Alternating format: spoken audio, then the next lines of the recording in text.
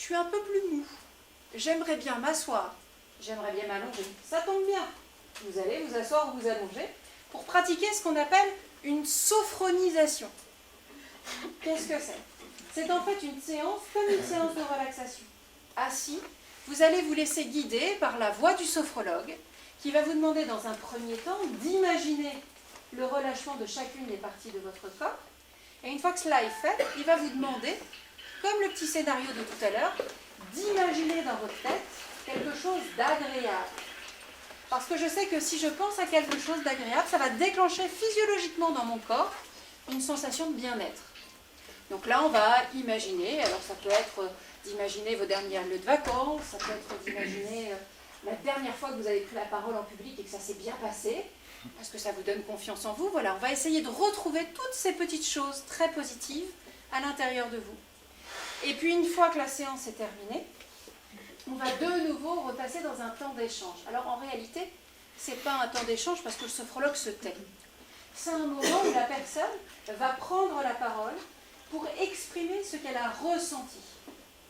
Alors ça peut être, j'ai eu chaud, j'ai eu froid, hein. C'est pas forcément des choses extraordinaires, mais ça peut être, je me suis sentie bien, ça m'a rappelé le jour où tiens, eh bien, maintenant qu'on a fait cette séance, c'est très clair pour moi, voilà ce qu'il faut que je fasse, voilà quelle décision je dois prendre.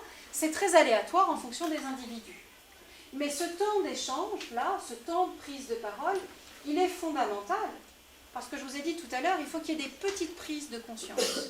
Et donc le fait, justement, que la personne prenne la parole et exprime ce qu'elle a ressenti, ça va lui permettre, elle, d'identifier dans quel état elle était, ce dont elle avait besoin, et qu'est-ce qu'elle avait à sa disposition. Une fois que ce temps d'échange est terminé, et bien de façon assez classique, vous reprenez rendez-vous ou pas, parce que sachez que vous êtes totalement libre de faire comme vous voulez à chaque fois.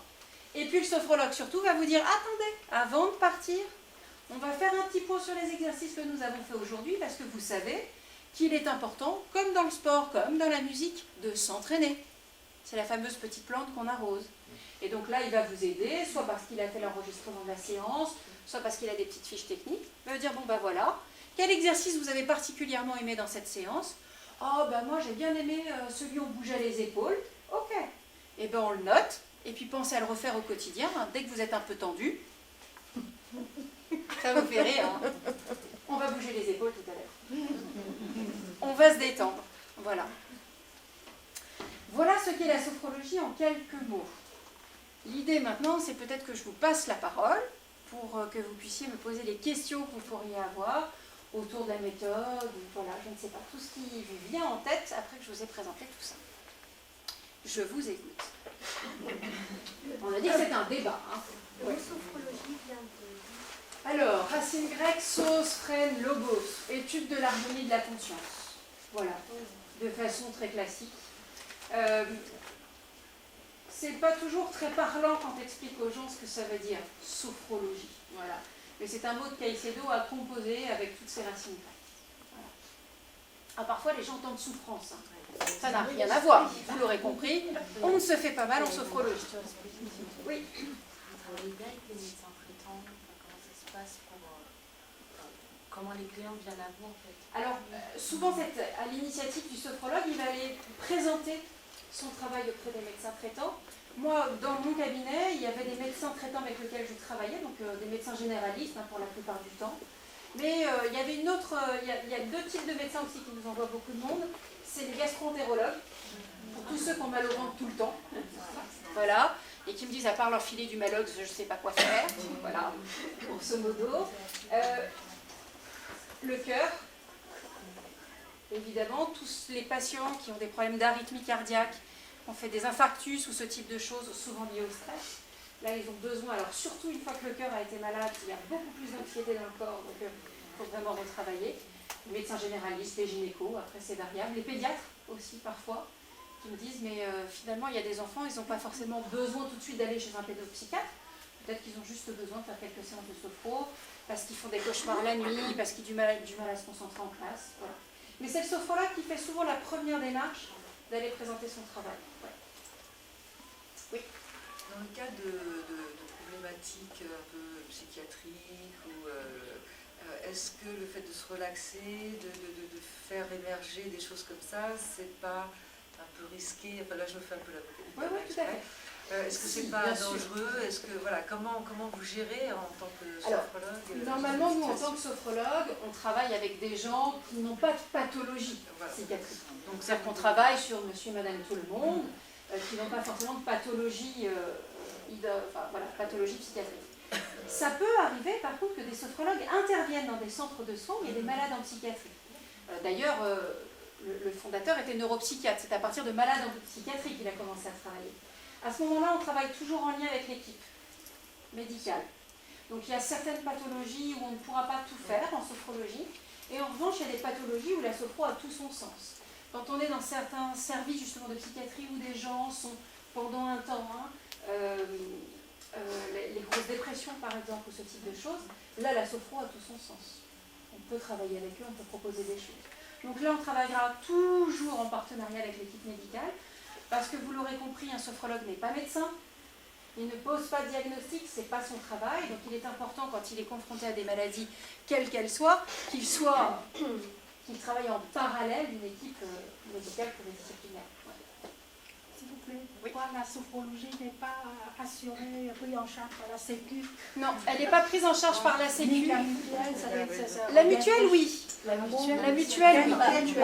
C'est pas tout le monde. Alors, sur certaines mutuelles, en fait, pas toutes les mutuelles prennent en charge ce qu'on appelle les médecines douces. Voilà. Il y a certaines mutuelles, je crois de mémoire qu'il y en a 8, il me semble, il y en a 8 qui sont recensées, qui permettent et qui proposent des forfaits. Sur une base exceptionnelle. Oui, alors sur une base, alors ça dépend, il y en a elles sont forfaits, il y en a c'est un montant à l'année, et à ce moment-là, le sophrologue vous fait une facture et vous pouvez l'envoyer à votre mutuelle. Sur le site de la Chambre, j'en profite, merci de me faire le lien, il y a des petits prospectus comme ça qui présentent la Chambre syndicale qui sont posés sur la table derrière. Vous avez là le site internet de la Chambre syndicale et vous aurez notamment la liste des mutuelles.